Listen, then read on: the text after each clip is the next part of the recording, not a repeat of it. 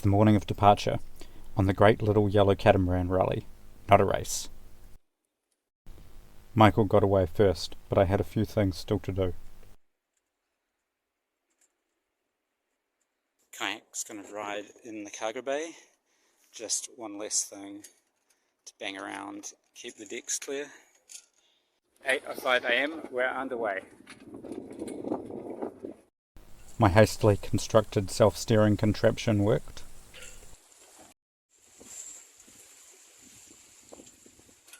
These waves coming towards me tells me there's a westerly just over there, which is also why the wind's died away here, and that separation point. The forecast says westerlies over there, easterlies over here. We just have to get across. Just passing the tip of the South Island there. Farewell, bushy point on Farewell Spit.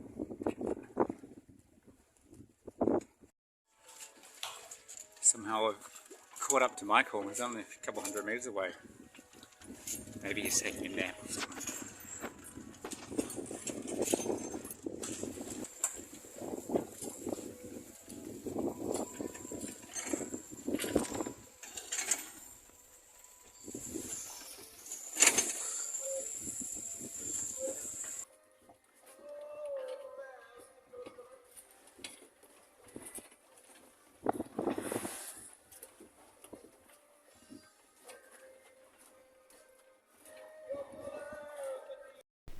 That afternoon, the forecast westerlies arrived.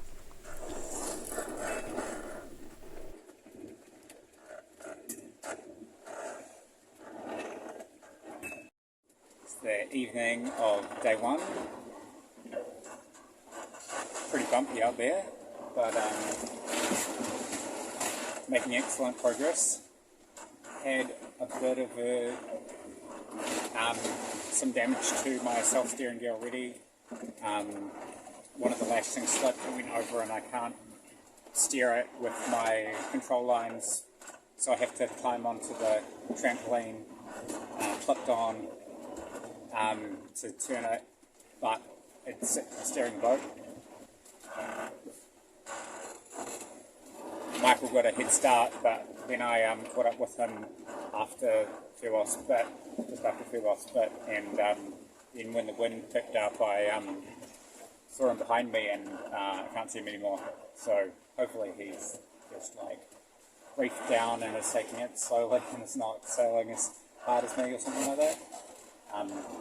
When we were out there in that, because the other bits we're sailing were done together, it seemed like, the last couple of days, it seemed like his boat might be faster, which I don't like my friend's boat to be faster than my boat.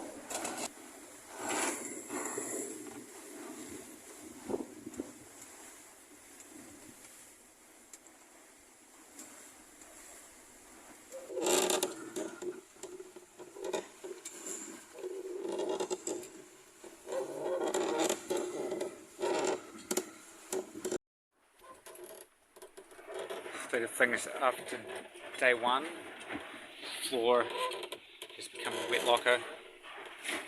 Quite a few things got jolted off the shelves.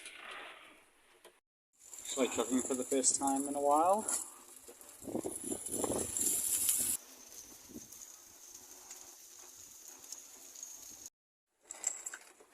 Bon appetit. Smooth sailing right now.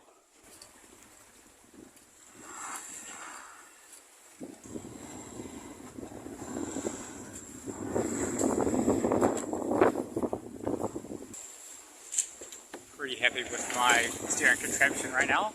Steering us straight downwind. Has been going for over an hour without the spinnaker tangling at all. Since I stopped steering, when I was steering it did. The jib wasn't staying full very well, so I've whipped up the spinnaker pole.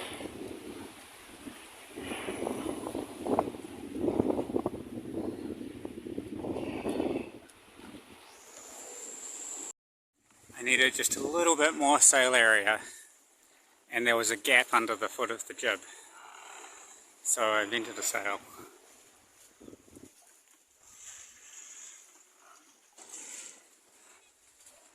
really great for blocking the view forwards, but I'm pretty sure that there's no one else out here for it. Pretty happy with that actually. Just wish I could sail past some fancy race boat or something like that. Don't feel so smug now.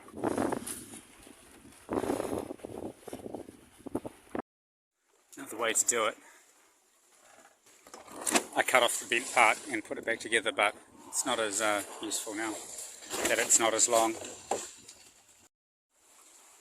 Trying the spinnaker again, but this time sheeted a different way to the windward bow.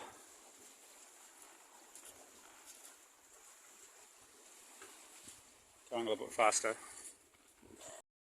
Because of the light ears, I've had to make the wind vane larger, which also needed more weight on the bottom. Not sure if we got it on the camera, but I just went past an orange ball that was floating in the water. Suddenly having some kind of reference point. Like, oh, I'm moving quite fast. And right now there's a little gust, so today, the first 6 hours we made 22.6 miles, which is like 3.7 average, which I would have been happy with on the monohull, but it was a lot of work to get that 26 miles, just because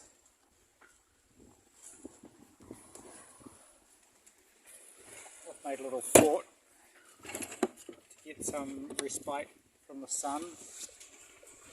So I'm basically resigned to sitting here and, if not hand steering, then watching the sails, because it's just not, there's enough, sometimes there's enough wind to keep it on course, but then if it drifts off it won't go back.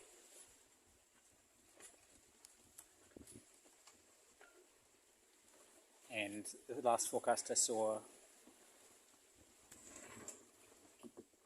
said tomorrow's going to be lighter than today, so unless like the afternoon it just picks up or something like that, which would be cool, then I think it's going to be a long day of not much progress.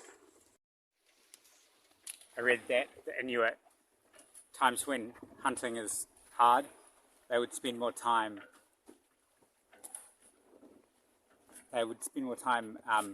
ornamenting their tools and weapons, carving little figures into them and so on, things like that, because that showed the nature spirits how much they respected them, and therefore hopefully the hunting would improve.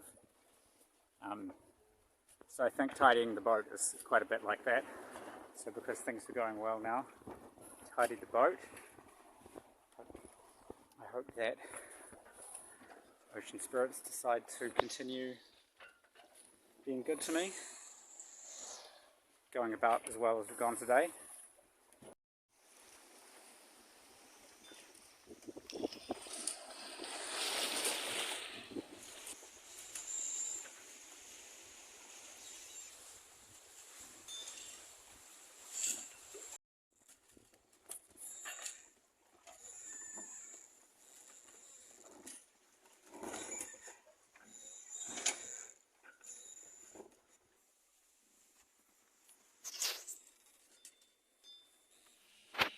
It is now day 4, Friday, Saturday, Sunday, Monday.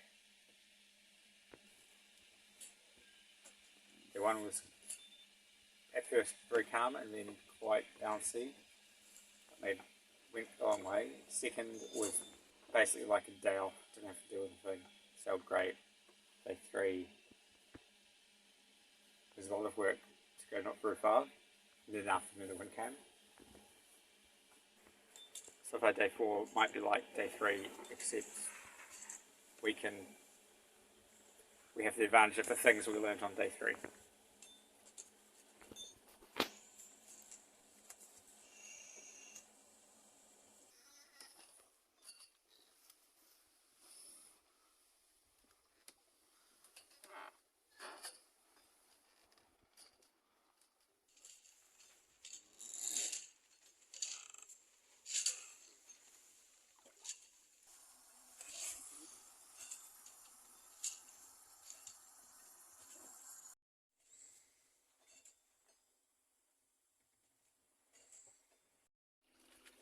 steering looking backwards at the swell because it's a better reference feature than the compass and more interesting to look at.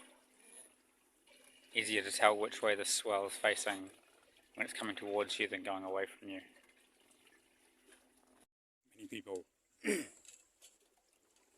Many sailors complain of frustration in conditions like this.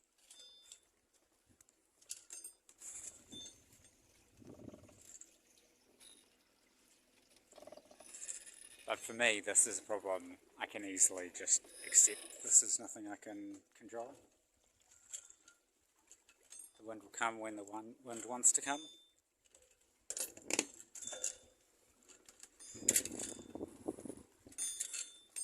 It's not like the sort of problems you get on land, where there's like really no problem, no reason for that problem. It's just a problem that humans have created, and you should be able to fix it, but you can't do anything about it. That's frustrating. This is just...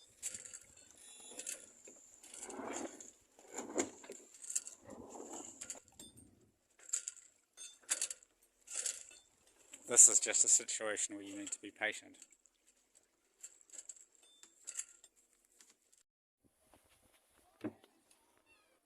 Looks like a bulk carrier that's going to get logs.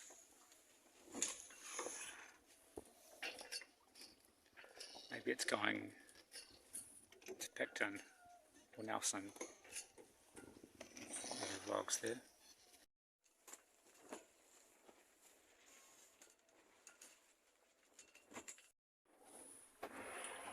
It's now the morning of the 5th day. Tuesday.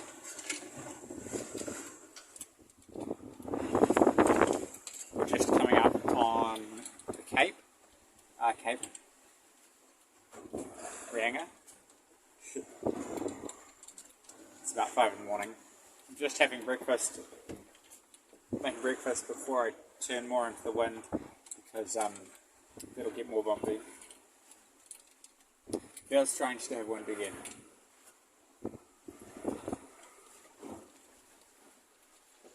Like I've been in the no wind, very little wind zone for so long. It's just, this is like, wow, this is what it looks like.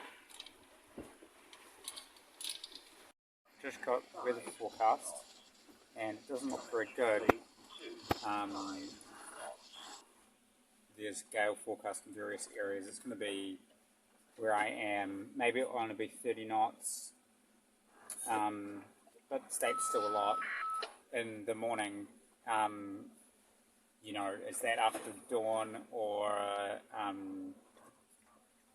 before dawn? Like they leave that intentionally vague. Now, so I kind of need to. It would be best to get in somewhere. The difficulty is I'm still somewhat west of the Cape and have a lot of east into the headwind to go, and the visibility is very poor. So if I'm going to be putting in somewhere, it might have to be after dark, which with poor visibility is a lot harder. The angle I was hoping to make on this tack was a bit more optimistic than I can actually achieve. I'm definitely not going to make it. I'm quite unlikely to make it to Spirits Bay before dark. So the wind's picked up. We were bouncing along like uncomfortably, like there's no way I could get any rest just bouncing like this. So last night, I was like, it's going to be pretty rough today. Maybe I'll put into this bay I heard of that gave you some easterly shelter, Spirits Bay. It's actually quite a bad idea, and I came a bit too close to rocks twice. there was a lot of swell and the wind and anchor didn't hold.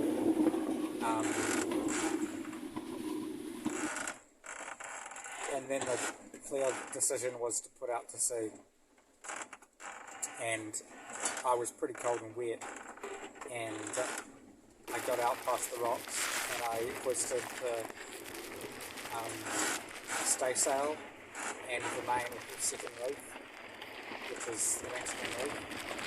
That felt undercanvas at the time, but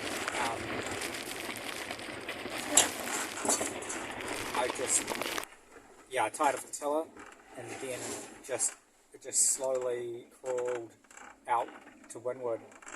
I'm actually pretty happy, really happy with just how it, like, I came inside, got cozy, had a nap, read a book, and the boat just crawled out into the deep water. It was about like 50 metres at the start, and now we're in water that's over 1,000 metres deep. Really makes a difference. The waves were quite steep in the 100-metre water. Now it feels flat in comparison. It's pretty wet out there.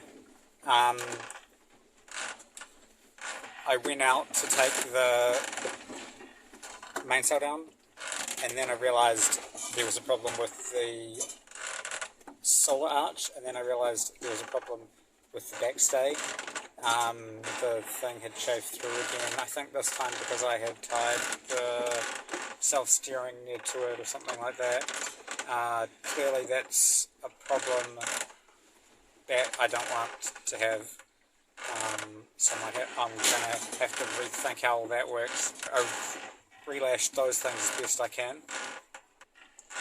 I lashed the tiller over with just the staysail, so we're kind of sailing. We're only moving slowly on a beam reach, but we're taking the waves on one of the bows, which is more comfortable. The weather's meant to moderate tonight. Well, we're officially in a gale. And according to the forecast, it's going to continue until tomorrow morning. Earlier on, I thought of the noises that the boat made were quite worrying, but now that I've ridden through some quite extreme conditions in it,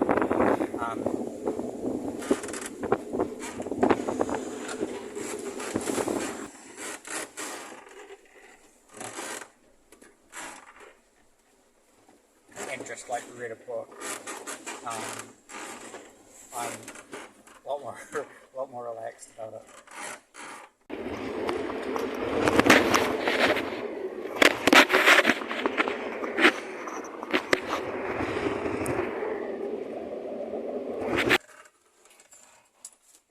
I just set full sail once again,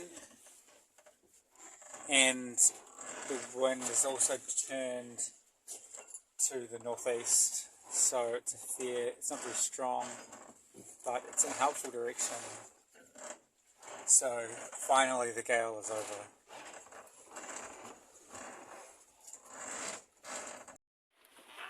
This could be the last day of the trip, if I can hold up progress. There should be land just 10 miles over there, but we can't see it because of the visibility. I had the main up before, but I took it down because the Finneker gets annoyed by it. We seem to be self-steering okay right now, just with the tiller tied off with this string and that bungee. And hand steering there's just enough wind to make it really annoying hand steer, so if I can take a break, that'll be really wonderful. Oh.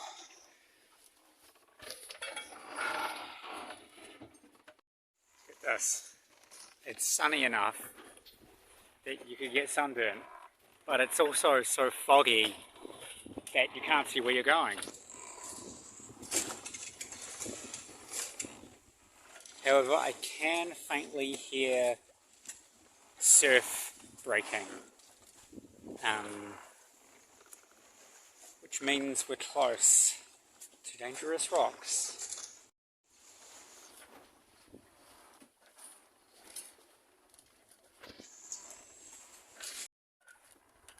Back to just the spinnaker and some laundry. Mainsail was getting in the way.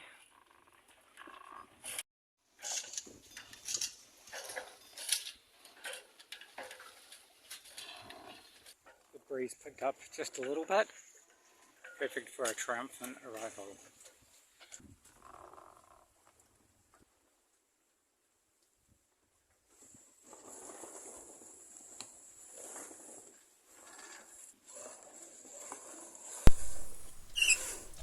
Eventually I put into Manganui. I've ended a number of voyages here, and I anchored in my favourite spot. Total time was 7 days, 10 hours and 54 minutes. Anchor up at Taurunui to anchor down in Manganui. The next day I received a text message from Michael. He'd been pushed out to sea in the storm and was now coming around North Cape. But he can tell that story in his video.